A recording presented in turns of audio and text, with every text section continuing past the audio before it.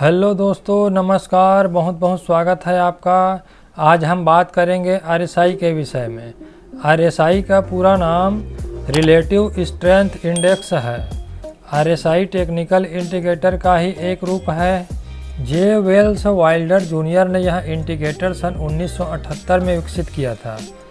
यह एक अमेरिकी मैकेनिकल इंजीनियर थे जिन्हें कई टेक्निकल इंडिकेटर का जनक माना जाता है। आरएसआई बहुत ही लोकप्रिय और महत्वपूर्ण इंडिकेटर है। आइए जानते हैं आरएसआई के क्या क्या फ़ायदे हैं। आरएसआई से हम किसी स्टॉक में ओवरबॉट और ओवरसोल्ड का पता लगा सकते हैं। आरएसआई एक लीडिंग मोमेंटम इंडिकेटर है जिससे हमें ट्रेंड के रिवर्सल को पहचानने में मदद मिलती है। आरएसआई किसी स्टॉक के नॉन ट्रेंडिंग रेंज या साइडवेज ट्रेंड में सबसे अच्छा और स्ट्रॉन्गेस्ट सिग्नल देता है। आरएसआई से ओवरबॉट का पता चलता है और ऐसा माना जाता है कि ओवरबॉट के बाद ट्रेंड में रिवर्सल आ सकता है और इसलिए ओवरबॉट की सिचुएशन के बाद मार्केट में ट्रेंड बदलने से स्टॉक बेयरिश हो सकता है और इसलिए ट्रेडर ऐसी सिचुएशन में शॉर्ट सेलिंग के मौके की तलाश करता है। आरएसआई से ओवरसोल्ड का पता चलता है और ऐसा माना जाता है कि ओवरसोल्ड के बाद ट्रेंड में रिवर्सल आ सकता है और इसलिए ओवरसोल्ड की सिचुएशन के बाद मार्केट में ट्रेंड बदलने से स्टॉक बुलिश हो सकता है और इसलिए ट्रेडर ऐसी सिचुएशन में अपनी पोजीशन को लॉन्ग रखना चाहता है। तो आइए हम इसको चार्ट पर समझते हैं। स्कैनर बनाते हैं सबसे पहले।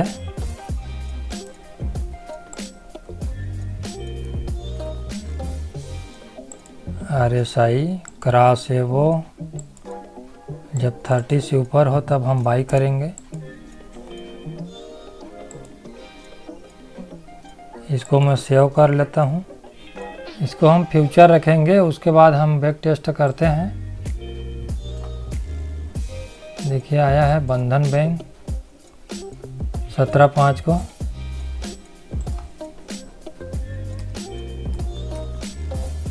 बंधन बैंक 17/5 ये यहाँ पर आरएसआई यहाँ 30 को क्रॉस करके ऊपर जा रहा है। तो इसमें आप इस तरीके से फिल्टर कर सकते हैं।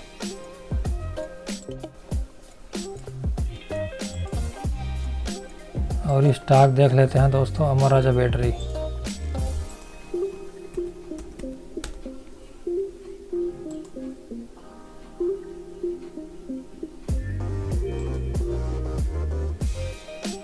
ये आया था 5/5 को और ये देखिए यहाँ से आरएसआई यहाँ से घूमा है इधर से और ऐसे मूव किया है, उसके बाद तो नीचे आ गया है। तो सिर्फ आरएसआई के भरोसे भी ट्रेड न ले, आपको इसके साथ टेक्निकल एनालिसिस के अन्य टूल्स जैसे कि वॉल्यूम है, कैंडल स्टिक पैटर्न है, सपोर्ट रेजिस्टेंस, मूविंग एवरेज, ये भी लगा के देखना है। ओनली आरएसआई के बेस पे ट्रेंड नहीं लेना है आपको। हम यहाँ पे एक और लगा लेते हैं, यहाँ वॉल्यूम लगा लेते हैं। वॉल्यूम क्या होना चाहिए? ग्रेटर देन होना चाहिए कल के वॉल्यूम से आज ज़्यादा होना चाहिए।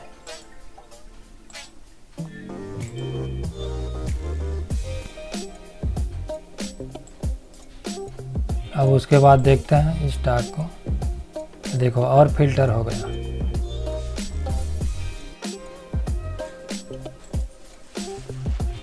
ये आ गया बाटा इंडिया 26/4। Bata India 26/4।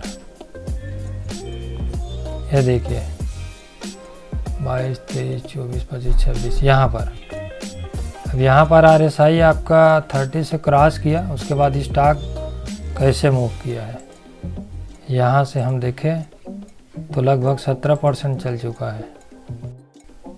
कोई भी टेक्निकल टूल 100% सही नहीं होता है, इस बात को हमेशा ध्यान में रखना है।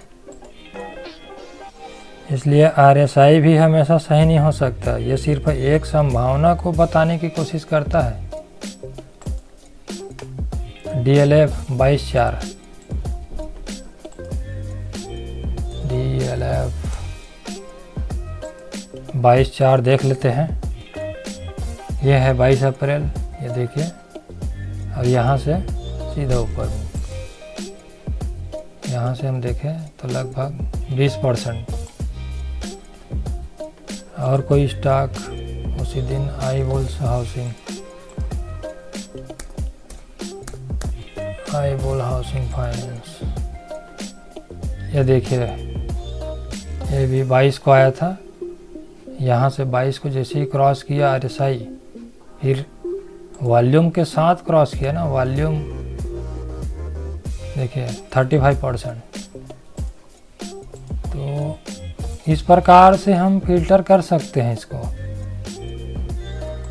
कोई एक स्टॉक और PVR आया था 20/4 को, PVR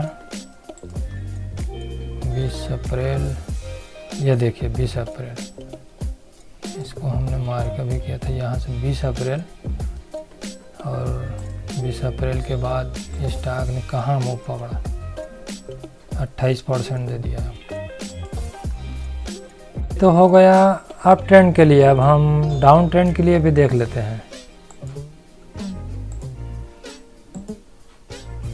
डाउन ट्रेंड के लिए हम इसको क्रॉस बेलो रखेंगे, यहाँ पर 70 रखेंगे। आप चाहे तो इसमें और इंडिकेटर आप ऐड कर सकते हैं।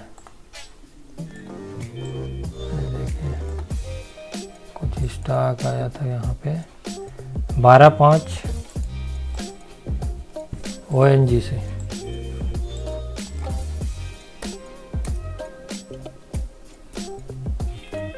ONGC 12/5।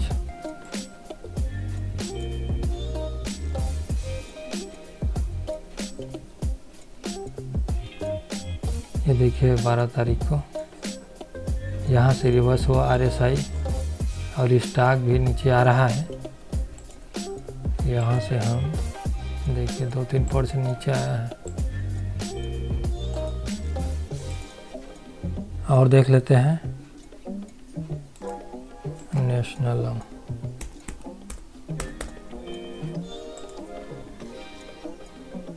ये देखिए 12/5, ये भी तो स्टॉक यहीं घूम रहा है। हाँ दोस्तों, 100% कुछ नहीं होता है।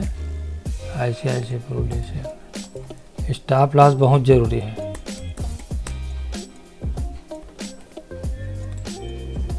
ICICI प्रूडेंशियल, ये देखिए यहाँ RSI नीचे आया, फिर नीचे आ रहा है स्टॉक। और देख लेते हैं, ये 12/5 और ये 14 को लुपिन,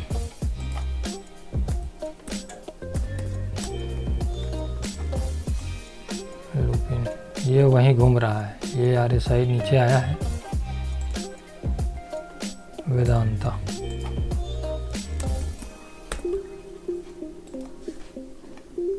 ये भी वही है, RSI नीचे आया, ये भी स्टॉक अभी कंसोलिडेट कर रहा है। टाटा स्टील,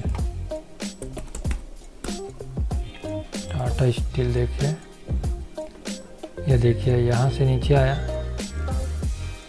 तो फिर ये भी यही घूम रहा है। तो दोस्तों, आशा करता हूँ कि ये वीडियो आपको पसंद आया होगा। मिलते हैं नेक्स्ट वीडियो में। Thank you friends.